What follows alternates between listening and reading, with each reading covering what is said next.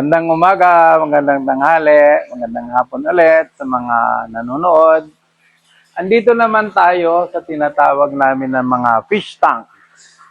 Nag-aalaga po kami rito ng mga hito at dito po sa kabila ay mga tilapia naman. No? Ito po ay nilalagyan namin ng tubig at yung tubig na ito ay pinagamit naman namin, yung nagamit ng isdang tubig, ay ginagamit naman namin pandilig po ng aming greenhouse, pandilig po ng aming gulayan, at patubig namin sa aming mga sakahan. Ang tawag po sa technique na ito ay circular farming. Kagaya po nung Nutriboy, yun po ay mga waste galing sa aming poultry, pinrocess namin para ibalik sa lupa. Ito naman po ay mga tubig na ginamit ng ating mga isda at ibinabalik natin sa halaman. Yun po yung ibig sabihin ng circular farming na isang technique para mas makatipid tayo at mapataas natin ang kita sa ating pagsasaka. Bakit po namin ginawa ito?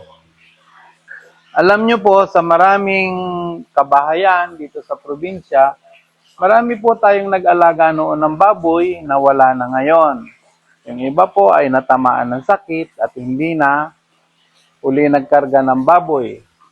Ang isa pong maaring gawin doon ay kagaya na po ng sementong ito, ay ang pinakamatipid po, lagyan lang ng liner na plastic para hindi po tumagas yung tubig at lagyan lang po ng drain at maaari na po nating lagyan ng isda.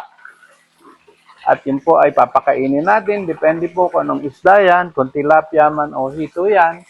At pag nagpalit po tayo ng tubig, yun po yung gagamitin natin sa pagdidilig ng ating halaman, sa ating palayan, at sa ating mga gulayan. Yan po yung tinatawag namin circular farming.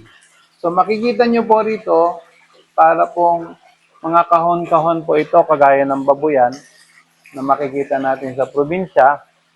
Yun po ang isang pwedeng gawin nating conversion sa ating mga hindi na ginagamit na mga tangkal o yung mga kulungan ng baboy. Sa kaunting gastos po, meron na po tayong fish tanks. No? Yung mga hito po ay kumakain po ito ng mga karne, mga basurang isda mula sa palengke. At kung tayo ay maraming halaman, kagaya ng asola, maaari din po ditong pakain. Ganun din po dito sa mga tilapia.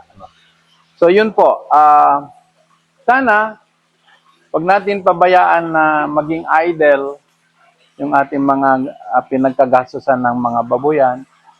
Mura lang po yung similya ng hito o ng tilapia at maaari nyo pang magamit yung tubig na yan, may dagdag na minerals pag ginamit yung pandilig sa mga halaman.